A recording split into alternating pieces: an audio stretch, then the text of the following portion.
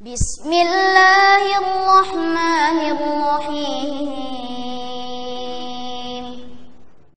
Dianjurkan di hari raya kita menampakkan kegembiraan. Menampakkan kegembiraan. Berdasarkan sebuah hadis yang diriwayatkan Al-Bukhari dan Muslim dari Ummul Mukminin Aisyah radhiyallahu anha.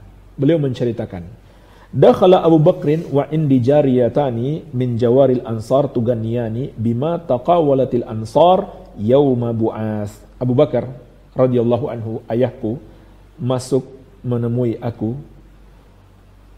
Ketika itu di rumahku ada 2 orang anak kecil perempuan dari anak-anak kaum Ansar bernyanyi dengan nyanyian syair-syair mereka pada perang Bu'ats, syair-syair kaum Ansar. Qalat, Aisyah mengatakan, walaysata bimuganniyatain, akan tetapi kedua anak tersebut bukanlah penyanyi, bukan yang berprofesi sebagai penyanyi. Faqala Abu Bakar, maka Abu Bakar berkata, ama zamirus syaitan fi baiti Rasulullah sallallahu alaihi wasallam? Apakah ada seruling-seruling setan di rumah Rasulullah sallallahu alaihi wasallam? Jadi Abu Bakar marah kepada putrinya Aisyah. Kenapa engkau mengizinkan ada seruling-seruling setan di rumah Rasulullah sallallahu alaihi wasallam? Wa dzalika fi yaumi idin, kata Aisyah radhiyallahu anha, padahal itu di hari Id. Itu di hari Id. Ada 2 orang anak kecil bernyanyi di rumah Rasulullah sallallahu alaihi wasallam, dan disebutkan dalam riwayat Muslim, jariyatani tal'abani biduf, 2 orang anak kecil perempuan bermain rebana sambil menyanyi. Maka Abu Bakar radhiyallahu anhu mengingkari dengan keras.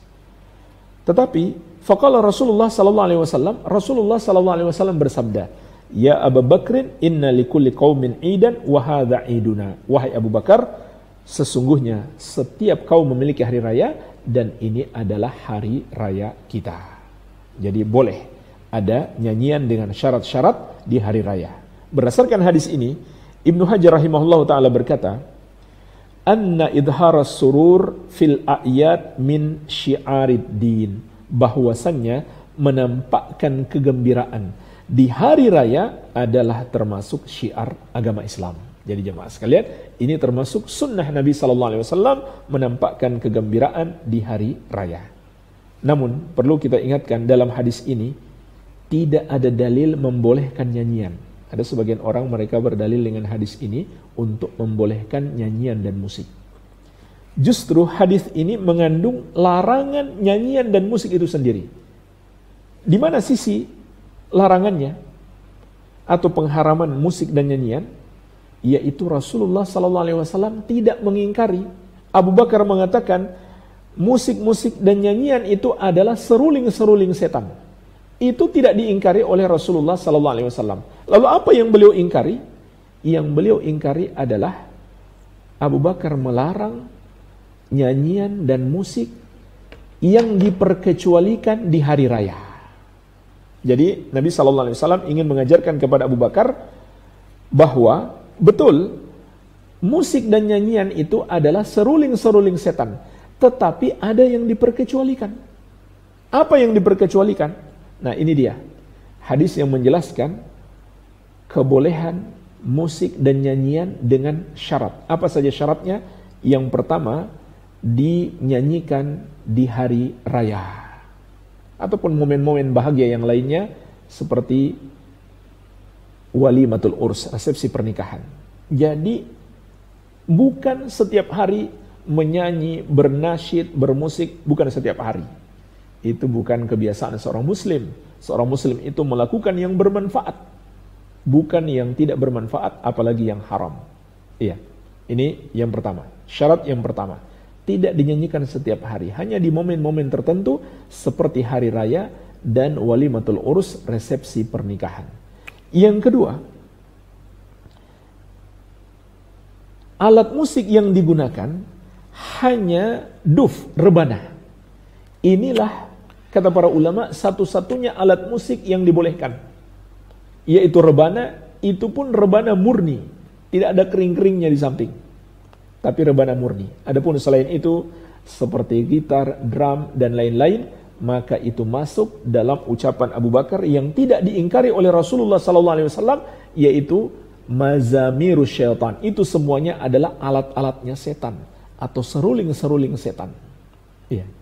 Makanya para ulama juga mengatakan penyanyi itu muadzinnya setan. Penyanyi adalah muadzinnya setan dan nyanyian adalah Qur'annya setan. Sedangkan orang yang muadzin di masjid itu adalah muadzinnya Allah. Dan Al-Qur'an yang biasa kita baca itu adalah Al-Qur'annya Allah. Iya. Dan Ibnu Qayyim mengatakan tidak akan berkumpul di hati seorang hamba kecintaan terhadap Qur'annya Allah, yaitu Al-Qur'anul Karim, dan kecintaan terhadap Qur'annya setan, yaitu nyanyian-nyanyian. Gak mungkin seorang hamba kalau dia betul mencintai Al-Quran, lalu dia cinta, senang terhadap nyanyian. Iya. Ini syarat yang kedua, terkait dengan alat musiknya. Syarat yang ketiga, yang menyanyikan dan memainkan alat musik itu adalah anak kecil. Kemudian syarat berikutnya, anak kecil itu perempuan, yang belum balik, yang tidak dikhawatirkan munculnya fitnah. Makanya kata para ulama, kalau laki-laki main musik atau bernyanyi, itu banci. Itu adalah laki-laki banci, menyerupai wanita. Karena yang diizinkan dalam syariat hanya anak kecil, perempuan yang belum balik. Kemudian syarat berikutnya, mereka tidak berprofesi sebagai penyanyi. Sebagaimana kata Aisyah, walaysata bimuganniyatain. Kedua anak kecil itu bukanlah penyanyi. Dan ini profesi yang haram. Berdasarkan kesepakatan ulama, telah dinukil dalam sebagian buku fikih, ulama sepakat haram hukumnya berprofesi sebagai pemusik atau penyanyi. Ini profesi yang haram, tapi sekali tampil dibayar mahal. Sedangkan para guru yang mendidik generasi, terutama di daerah-daerah terpencil, ada yang sebulan hanya digaji 300.000. Subhanallah. Itu pun dibayar 3 bulan sekali. Para artis, para penyanyi merusak generasi, sekali tampil dibayar puluhan juta. Subhanallah. Jadi jemaah sekalian, justru hadis ini menunjukkan haramnya nyanyian dan membolehkan dengan syarat. Jadi ada yang dibolehkan, diperkecualikan, tapi dengan syarat-syarat. Satu syarat lagi, tentu syair yang terkandung dalam nyanyian itu tidak boleh bertentangan dengan syariat. Tidak seperti syair-syair nyanyian hari ini. Ya, nyanyian tentang hubungan laki-laki dan perempuan yang tidak halal, berpacaran, dan seterusnya. Maka ini hukumnya haram. Baik, inilah jemaah sekalian, musik dan nyanyian yang dibolehkan di hari raya. Baik.